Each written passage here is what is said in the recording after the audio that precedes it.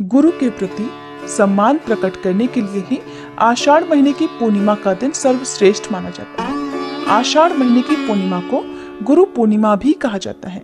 हिंदू धर्म में गुरु को ईश्वर के समान माना गया है। गुरु के आशीर्वाद से जीवन तर जाता है। व्यक्ति करियर में हर सुख सफलता को प्राप्त करता है, क्योंकि इसी दिन वेदों के रचयिता महर्षि वेद व्यास जी का जन्म हुआ था। गुरु पूर्णिमा पर स्नान दान के अलावा लोग अपने अपने गुरुजनों का आशीर्वाद लेकर दान पुण्य करते हैं, जिससे जीवन सुखमय बना रहता है। चलिए आपको बताते हैं साल 2024 में गुरु पूर्णिमा कब है, व्रत कब रखा जाएगा, स्नान दान कब किया जाएगा और इस दिन क्या आपको करना चाहिए। सबसे पहले वेदों की शिक्षा महर्षि वेद व्यास जी ने ही दी थी, इसलिए हिंदू धर्म में उन्हें प्रथम गुरु का दर्जा दिया गया है। यही कारण है कि गुरु पूर्णिमा पर वेद व्यास जी की पूजा करने का महत्व है और सभी सनातनी को इस दिन वेद व्यास जी की पूजा करनी चाहिए। गुरु पूर्णिमा पर भगवान विष्णु, वेद व्यास जी, अपने गुरु की पूजा करना, भगवान शंकर और चंद्र देवता की पूजा करना अत्यंत शुभ फलदायी होता है। इस दिन चने की दाल, पीली मिठाई या पीले वस्त्रों का दान करना, केसर तिलक लगाना, भगवत गीता का पाठ करना, श्री लक्ष्मी नारायण मंदिर में नारियल अर्पित करना बहुत ही शुभ रहता है। गुरु पूर्णिमा का दिन इसलिए भी खास होता है क्योंकि इसके अगले दिन से ही सावन का महीना प्रारंभ हो जाता है और सावन का महीना देवों के देव महादेव को समर्पित होता है। गुरु पूर्णिमा के दिन सुबह जल्दी उठकर स्नान करना चाहिए।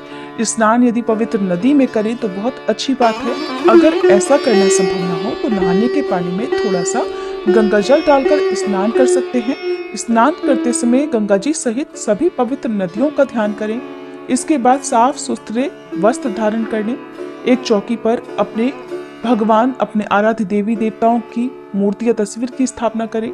वेद व्यास जी की यदि तस्वीर या मूर्ति है तो उनकी स्थापना करें। इसके अलावा आप अपने गुरु का भी, जो भी आपके जीवन में गुरु हैं, जिन्होंने भी आपको पढ़ाया लिखाया है या आपने किसी गुरु से भी आपने कोई दीक्षा ली हुई है, कोई गुरु मंत्र लिया हुआ है, तो उनका ध्यान या उनका पूजन भी आपको इस समय करना चाहिए।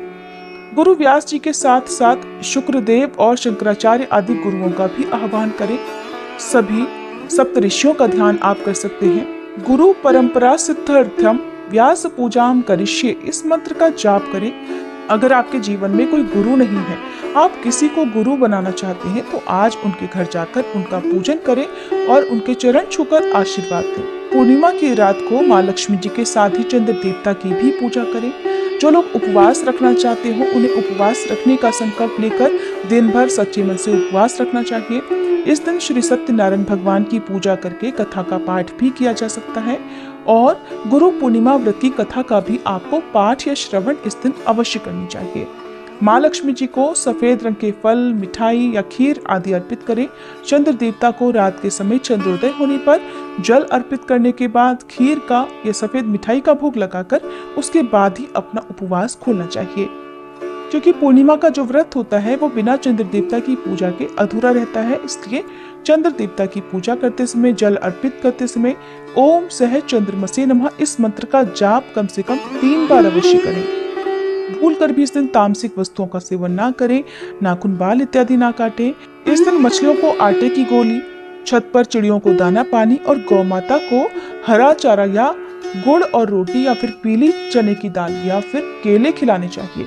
अपने सामर्थ्य के अनुसार इस दिन कुछ ना कुछ दान भी देना चाहिए और इस दिन दीप दान करना चाहिए। आसपास के मंदिर में, बहते जल में, अपने घर के मुख्य द्वार पर और उत्तर दिशा की तरफ एक दीपक आप जला सकते हैं। साल 2024 में इस बार पूर्णिमा तिथि प्रारंभ होगी 20 जुलाई शनिवार को शाम 6 बजे से और 21 जुलाई रविवार की दोपहर 3:47 पर तिथि समाप्त होगी। क्योंकि 20 जुलाई को शाम को सूर्यास्त से बस कुछ ही देर पहले तिथि प्रारंभ हो रही है, इसलिए पूर्णिमा का जो व्रत है वो शनिवार को नहीं रखा जाएगा। आप चंद्र देवता की पूजा या शाम की जो पूजा होती है वो 21 जुलाई रविवार को ही करेंगे और 21 जुलाई रविवार के दिन ही पूर्णिमा का व्रत और स्नान दान किया जाएगा, क्योंकि हिंदू धर्म में उदया तिथि मान्य होती है। इसी दिन श्री सत्यनारायण भगवान का व्रत भी रखा जाएगा और दोपहर के समय व्रत की कथा का पाठ या श्रवण भी किया जा सकता है। 21 जुलाई रविवार को सूर्योदय होगा सुबह 5:57 पर, सूर्यास्त शाम 7:09 पर होगा। ब्रह्म मुहूर्त जो कि सुबह स्नान करने के लिए, मंत्रों का जाप करने के लिए उत्तम होता है, 4:20 से 5:08 तक रहेगा। अभिजीत मुहूर्त दोपहर 12:06 से 12:59 तक रहेगा। इस मुहूर्त में आप सत्यनारायण भगवान की कथा सुन सकते हैं। अमृत काल शाम 6:15 से 7:45 तक रहेगा। और अमृत काल में आप शाम की पूजा करके इसी शुभ मुहूर्त में आप व्रत का पारणा भी कर सकते हैं। राहु काल दोपहर 4:30 बजे से 6 बजे तक रहेगा। 21 जुलाई रविवार को चंद्रोदय शाम 7:31 पर होगा। तो जो चंद्र देवता की पूजा की जाएगी वो 7:31 के बाद से अमृत काल समाप्ति से पहले पहले आप कभी भी कर सकते हैं, व्रत का पारणा भी कर सकते हैं। ये थी आज की वीडियो। उम्मीद है जानकारी आपको पसंद आई होगी।